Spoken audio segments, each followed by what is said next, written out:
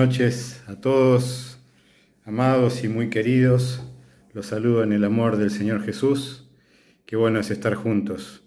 Hay un salmo, Salmo 133. Quiero que antes de arrancar lo meditemos un poquitito. Es muy cortito.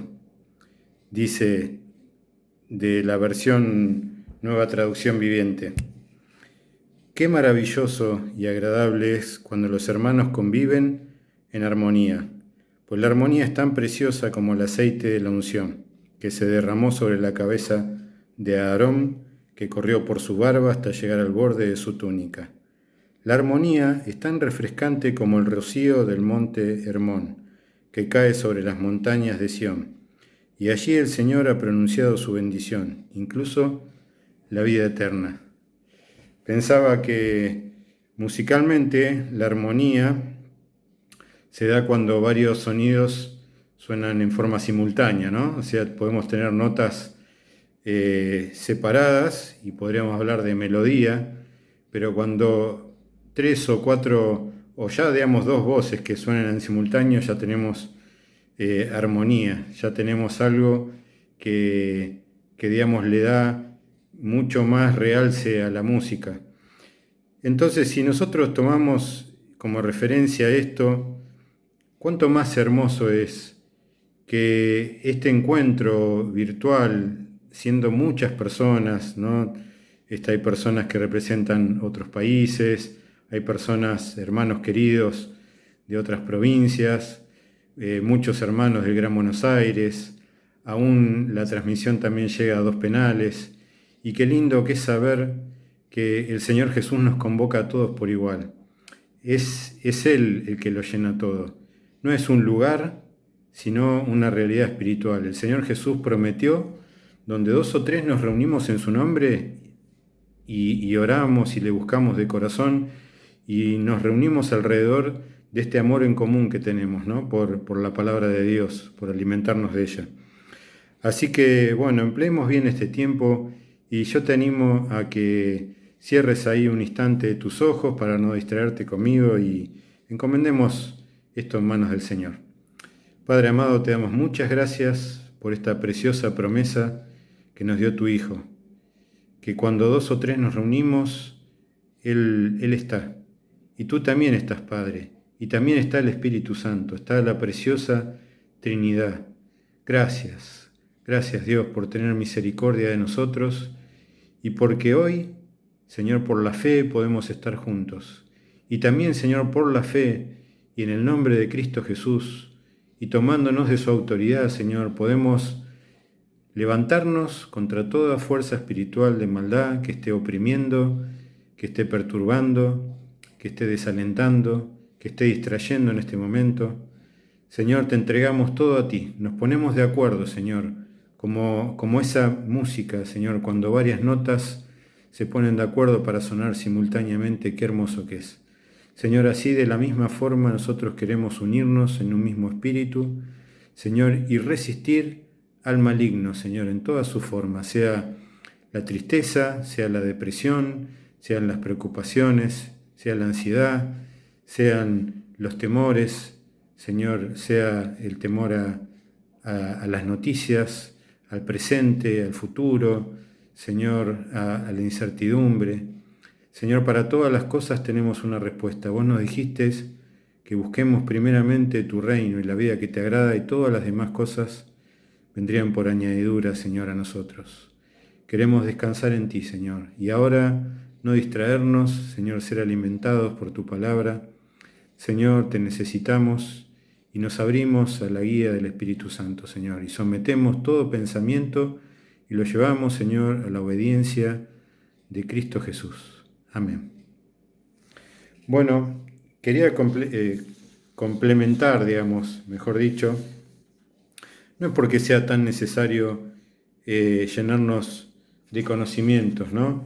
Lo que más necesitamos es tener un buen entendimiento de la palabra, es aplicarla a nuestra vida de la forma en que el Señor Jesús la dio. Dice por ahí en Isaías 55 que así como el rocío, digamos, cae sobre la tierra, sobre las plantas y las empapa, digamos, llega a producir un efecto, esa humedad en todo lo que es la vegetación. También así de la misma manera la palabra de Dios viene a nosotros y siempre produce lo que Dios quiere que produzca en nosotros. Estábamos hablando sobre esta necesidad de que Dios vuelva a reedificar nuestras vidas. Cuando Jesús terminó su sermón de la montaña, puso una parábola comparando a dos tipos de personas. Por un lado, la persona imprudente, la persona que no toma en cuenta cada una de las palabras del Señor Jesús para aplicarlas y para ponerlas en práctica como un fundamento de vida, sino que las desoye, no las atiende y piensa que no son importantes. Prefiere edificar en su vanidad, prefiere edificar en el pensamiento de este mundo, prefiere adoptar la forma, las maneras en que el mundo transmite sus contenidos. Y bueno, la prueba está que cuando llegan las pruebas a la vida, cuando llegan las dificultades, esa casa está fundamentada sobre arena, no tiene ninguna base sólida. Entonces las pruebas se llevan puesta la casa y al final termina siendo todo una ruina, un desastre. Por otro lado, Jesús menciona, y esa es la parte más importante para nosotros, habla de una persona prudente, de alguien que toma en cuenta las palabras de Jesús y que, aunque es trabajoso, deja que la roca sea la base para su cimiento, no la desecha, ¿no? Hay una parte donde habla de Jesús y dice que la piedra que los constructores desecharon ha venido a convertirse en la piedra principal. Y dice una parte que el que ponga su confianza en ella no será defraudado, ¿no? Entonces, hablando de esto, cuando nosotros ponemos enteramente nuestra confianza en la persona de Jesús, en sus palabras, en sus enseñanzas, dejamos que la palabra del Señor, que es como una espada poderosa, más aguda, dice que espada de dos filos, que es capaz de meterse dentro de nuestro corazón, penetrar, digamos, a través del alma, separar, digamos, el alma del espíritu, llegar al espíritu, que es a donde tiene que llegar la palabra, y en el camino discierne los pensamientos, las intenciones del corazón, deja todo al descubierto. O sea, es como cuando uno hace, digamos, un agujero en la tierra, buscando, digamos, buena tierra para hacer una zapata, por ejemplo, o los pilotes. Uno tiene que llegar hasta la tosca, que es buena tierra, digamos, donde uno puede asentar la edificación. Entonces, de la misma forma, las palabras de Jesús, cuando nosotros las creemos y dejamos que se metan en nosotros, por más que sean agudas, ¿no? Y que nos hagan daño, o sea, que en el momento en que se metan dentro nuestro, nos traiga convicción de pecado, nos haga, digamos, llorar, nos quebrante, pero es tan necesario que el Señor pueda hacer eso. Digamos, la persona prudente que hace eso frente a las pruebas está seguro y está confiado, porque la solidez de la casa no está en lo que se edificó en cierta manera arriba, y el descanso de la edificación no está en las hiladas, sino sobre la base. La base soporta cualquier peso y soporta cualquier embate, digamos, de las tormentas y de los vientos, de las inundaciones, y se mantiene firme. Bueno, Juan el Bautista, hablando de Jesús, lo presenta así en Mateo 3, versículos 8 al 10. Yo voy a usar mayormente esta versión, la Nueva Traducción Viviente, porque es un lenguaje muy, muy accesible y me gustan algunas expresiones, o mejor dicho, cómo han hecho la adaptación, ¿no? Dentro de esta traducción. Dice: demuestren con su forma de vivir que se han arrepentido de sus pecados y han vuelto a Dios. No se digan simplemente el uno al otro: estamos a salvo porque somos descendientes de Abraham. Eso no significa nada. porque les digo que Dios puede crear hijos de Abraham de estas piedras. Ahora mismo el hacha del juicio de Dios ya está lista para cortar las raíces de los árboles. Así es, todo árbol que no produzca buenos frutos será cortado y arrojado al fuego.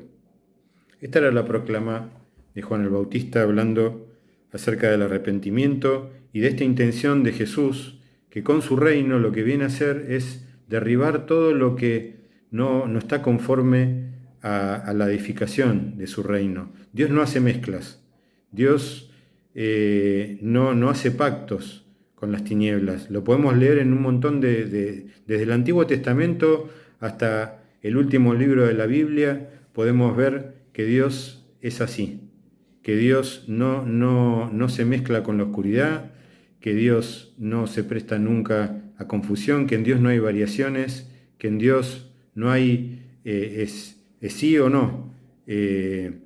Dios es claro, Dios es específico, Dios es directo. Entonces Jesús, a diferencia de Juan el Bautista, en su proclama viene con este mensaje.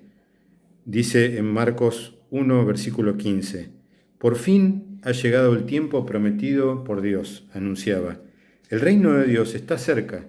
Arrepiéntanse de sus pecados y crean la buena noticia.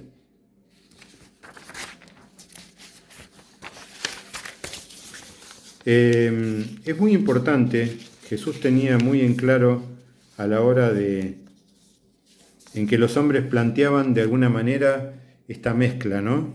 No solamente el enemigo anda detrás de esta posición, muchas de las doctrinas que hoy dan vuelta en las iglesias son una mezcla de luz y tinieblas, y realmente eso no procede de Dios. Nosotros vemos los resultados. Dios es claro. En Dios no hay oscurecimientos, digamos. En Dios es luz y Dios va a seguir exponiendo, digamos, el pecado a la vista y va a manifestar las intenciones ocultas del corazón. No existe manera de que nosotros podamos, mediante las emociones o mediante la manipulación, engañar a Dios. A los hombres sí, y tristemente uno ve que eso sucede.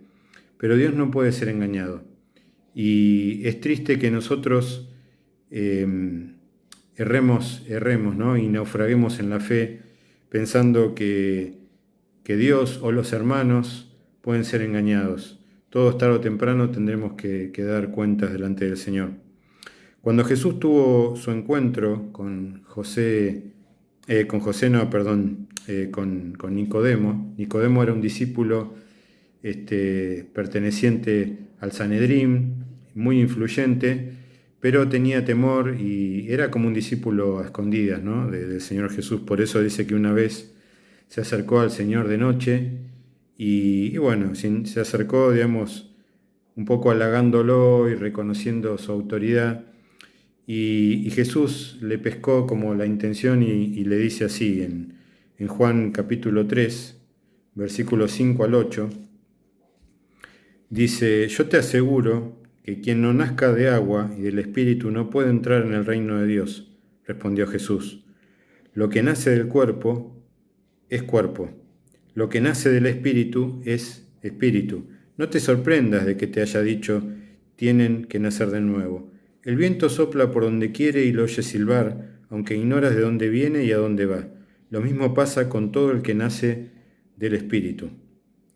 Lo más importante para entender es que el Nuevo Testamento está basado enteramente en la justicia de Jesús y en algo que Jesús quiso hacer en favor nuestro. Jesús fue a la cruz, Jesús nos sustituyó en la cruz a cada uno de nosotros, pagó el precio, nos redimió, pero también nos justificó.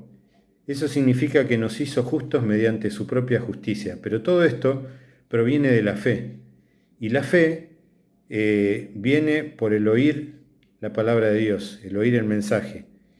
Y para que haya fe tiene que haber también intervención del Espíritu Santo en nosotros.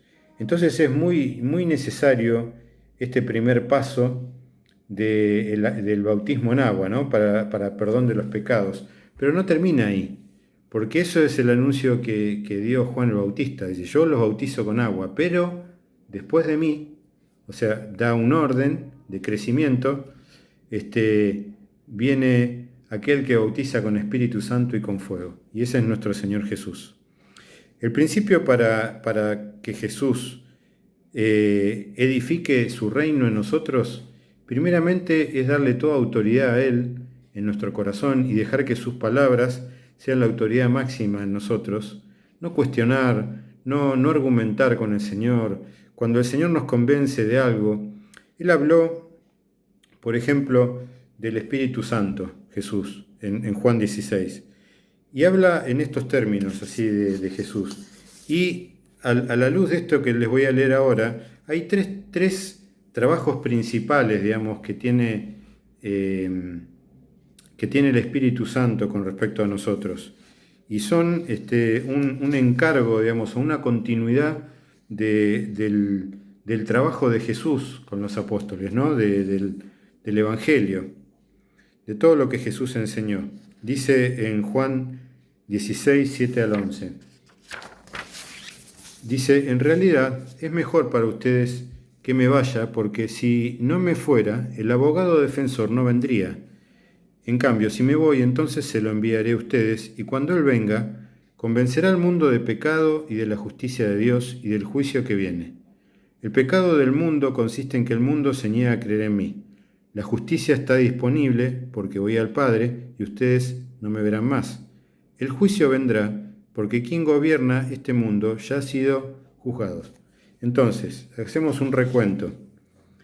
El Espíritu Santo toma de Jesús, o sea, testifica permanentemente de Jesús. Es una persona de la Trinidad, pero como persona de la Trinidad es el único que puede meterse dentro de nosotros, porque es espíritu y puede tener comunión con el espíritu nuestro humano. Pero para que eso suceda, nuestro espíritu tiene que estar redimido, tiene que estar vivificado por Cristo Jesús. Por eso Jesús cuando primero, digamos, va a la cruz y es sepultado, al tercer día resucita. Y al resucitar Cristo, resucita un nuevo cuerpo. Ya no es un cuerpo, es un cuerpo en el que estamos todos nosotros incluidos, del cual Él es la cabeza. Y estamos todos metidos, injertados en su resurrección. Esto es un acto de fe.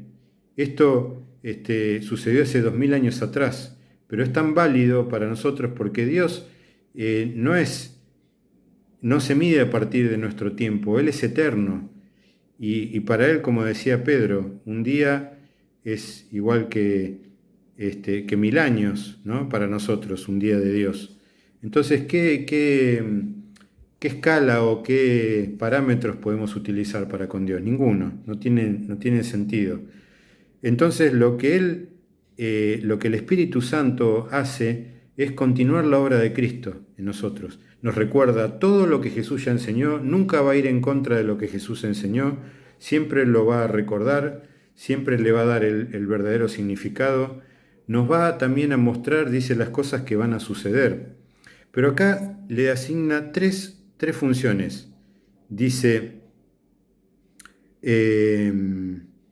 cuando Él venga, convencerá al mundo de pecado, 1, de la justicia de Dios, 2, y del juicio que viene, 3. Tres funciones. No son lo mismo. Vamos a ir, digamos, despacito en cada una de ellas. Convicción de pecado. En Eclesiastés, no, pero eso lo voy a leer un poquito más adelante. Nosotros podríamos hablar, digamos, de que el Espíritu Santo va a venir y va a empezar a desplegar una lista de pecados y nos va a ir comparando a nosotros con todas esas listas de pecados, ¿no? Pero no actúa de esa forma, no actúa en base a cómo era la ley de Moisés en el Antiguo Testamento.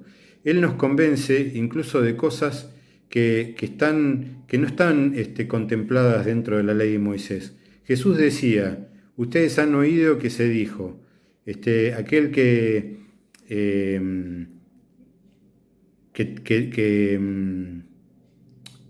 Ay, me agarró una laguna. Aquel que ojo por ojo y diente por diente, ¿no? O sea, venganza, digamos, em, recíproca. Pero Jesús dijo, yo les digo.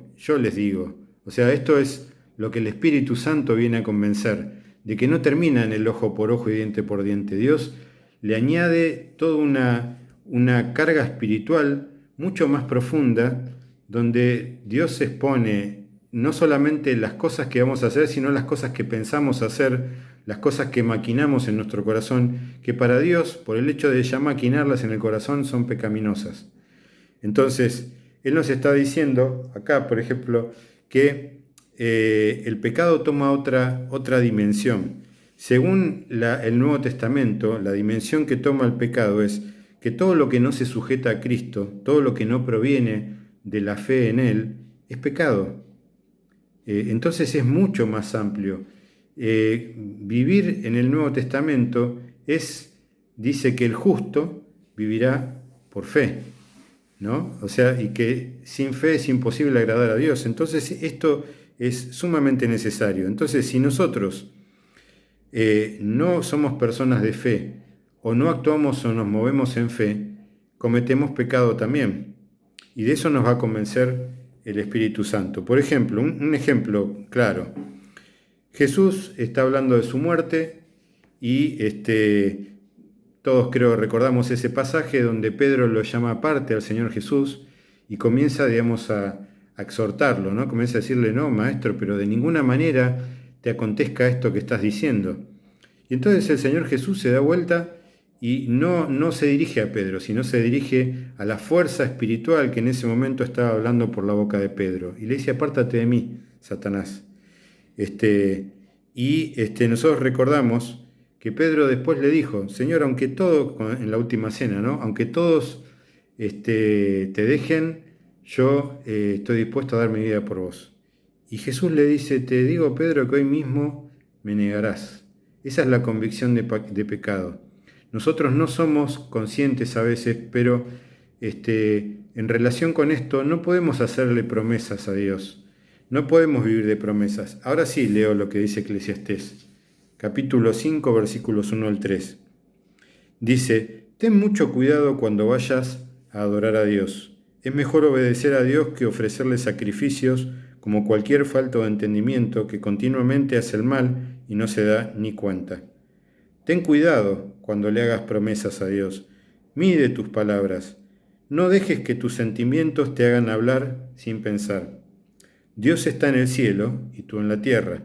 Así que sé breve, porque como dice el dicho, los malos sueños llegan con malas preocupaciones, con muchas preocupaciones, y los tontos con muchas palabras. Si nosotros tenemos un poco de temor de Dios, y si en algo el Espíritu Santo comienza a poner convicción de pecado en nosotros, deberíamos hacer silencio delante del Señor, más que hablar. Y deberíamos dejar que el Espíritu Santo traiga convencimiento de cuáles son nuestras intenciones cuando nos acercamos a Dios. Esto es la convicción de pecado, dejarlo a Él que nos convenza. A veces pueden pasar años, como pasó conmigo, hasta que el Señor me convenció de que yo era un religioso. Pero finalmente cuando Él me convenció, dio como un médico cuando da con el diagnóstico preciso. Yo tenía un cáncer muy avanzado y no sabía, y el Señor me operó a tiempo, me extirpó el cáncer y me sanó. Y digamos, aunque pueda, digamos, haber una metástasis, digamos, yo sé que el Espíritu Santo sigue obrando en mí, como el tratamiento de rayos o de quimio, y sigue eliminando de mí todo vestigio de religión. Bien, el segundo aspecto en que el Espíritu Santo opera, es en la justicia. En la justicia. La justicia de la que el Espíritu Santo nos quiere convencer es aquella que Cristo la pone a nuestro favor. O sea, que transfiere por la fe a nosotros para que nos acerquemos a Dios sin temor. Esto es la capacidad de poder, como dice en Hebreos, acercarnos confiadamente al trono de la gracia, sabiendo que nuestro acusador no puede, digamos, argumentar frente a lo que dice la palabra. No somos justificados en cuanto a nuestras buenas obras. Nuestras buenas obras o nuestras justicias propias, dice la Escritura, que son como trapos inmundos, ¿no? Pero justificados por la fe, dice en Romanos 5, tenemos paz para con Dios, por medio de Cristo Jesús. Así que esa es nuestra fe. Y Romanos 5, precisamente, versículos 16 y 17 dice: y el resultado del regalo, del favor inmerecido de Dios, es muy diferente de la consecuencia del pecado de ese primer hombre. Acá está hablando de Adán, ¿no? Pues el pecado de Adán llevó a la condenación, pero el regalo de Dios nos lleva a ser hechos justos a los ojos de Dios, a pesar de que somos culpables de muchos pecados. Pues el pecado de un solo hombre, Adán, hizo que la muerte reinara sobre todos. Pero aún más grande es la gracia maravillosa de Dios y el regalo de su justicia, porque todos los que lo reciben vivirán en victoria sobre el pecado y la muerte por medio de un solo hombre, Jesucristo. Jesús busca derribar todo orgullo humano y ponernos a todos por igual en una base justa, y eso es precisamente lo que la fe logra para nosotros. El Espíritu Santo es espíritu de fe y nos convence que toda la enseñanza de Jesús forma la justicia de Dios en nuestro corazón. Y la tercera, juicio. Nos va a convencer de juicio. Esta última parte es muy importante. Dios, de alguna manera, permite la prueba en nuestra vida y es una manera amorosa de traer juicio sobre nuestras obras. Él juzga, Él ve si lo que estamos edificando, si lo que se va haciendo, digamos, está acorde a su edificación. Yo recuerdo cuando trabajaba con mi papá en la construcción, cuando, digamos, poníamos las reglas y poníamos los piolines y poníamos toda plomada para levantar las paredes, y por ahí había una tormenta, nos sorprendía de un día para el otro, un fin de semana que hubo tormenta. Después teníamos que revisar todo, las reglas, las plomadas, los piolines, porque aunque uno crea que todo eso se mantuvo, hay que revisarlo, porque que se corra un poquito y uno sigue trabajando confiado de que lo había dejado en una posición, se nos va el nivel, se nos va la plomada, se nos va todo, y la edificación termina con algunos desajustes que más adelante van a traer consecuencias. El juicio. Esta área de edificación es la que menos nos agrada.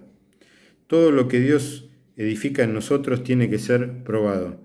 Jesús no nos engañó al decirnos que en el mundo permanecerían las aflicciones. También nos alentó a confiar en su cuidado, a no soltar nunca la fe. En el Evangelio de Juan nos dice esto, en Juan 15, versículos 2 al 6. Él corta de mí toda rama que no produce fruto, y poda las ramas que sí dan fruto, para que den aún más. Ustedes ya han sido podados y purificados por el mensaje que les di. Permanezcan en mí, y yo permaneceré en ustedes, pues una rama no puede producir fruto si la cortan de la vid. Y ustedes tampoco pueden ser fructíferos a menos que permanezcan en mí. Ciertamente yo soy la vid, ustedes son las ramas. Los que permanecen en mí y yo en ellos producirán mucho fruto, porque separados de mí no pueden hacer nada. El que no permanece en mí es desechado como rama inútil y se seca. Todas esas ramas se juntan en un montón para quemarlas en el fuego. Y yo les había hablado de que iba a hablar algo del apóstol Pablo, ¿no? No quiero extenderme porque me van a cortar. Pero bueno, Pablo tuvo un antes y un después, y quizás si ustedes lo quieren investigar, mediten un poco en la diferencia entre Romanos 7 y Romanos 8.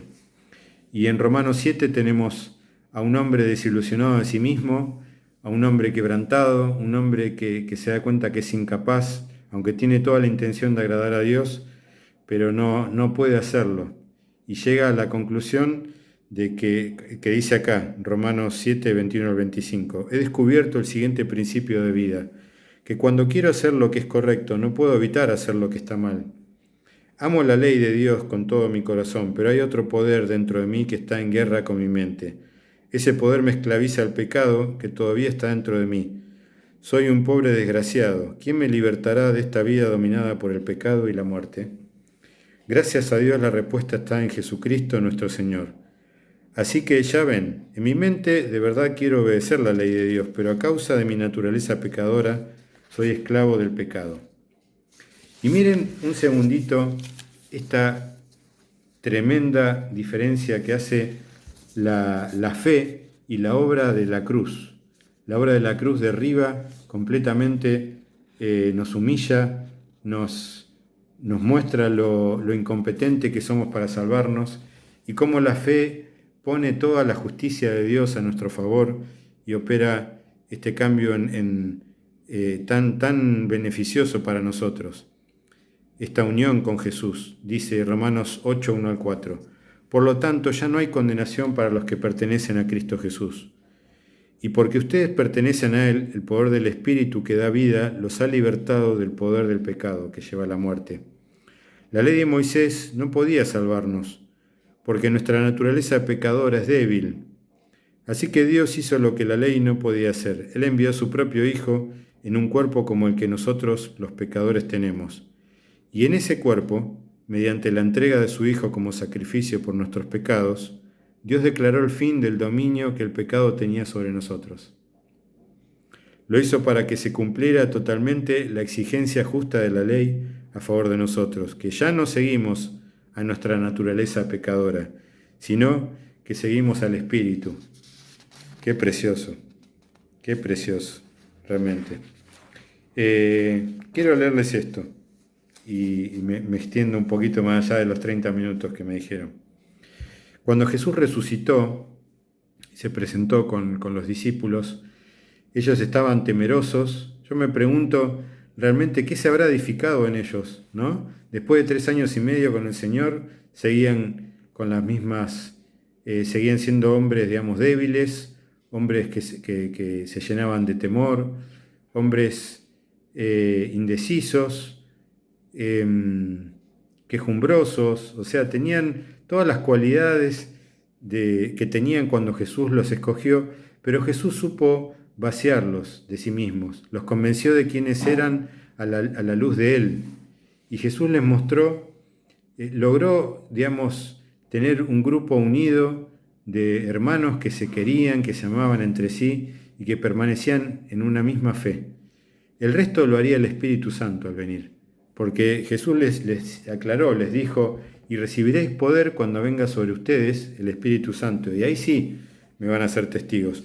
Pero cuando Jesús se presenta así, hay algo que es muy importante y que es necesario para nosotros entender.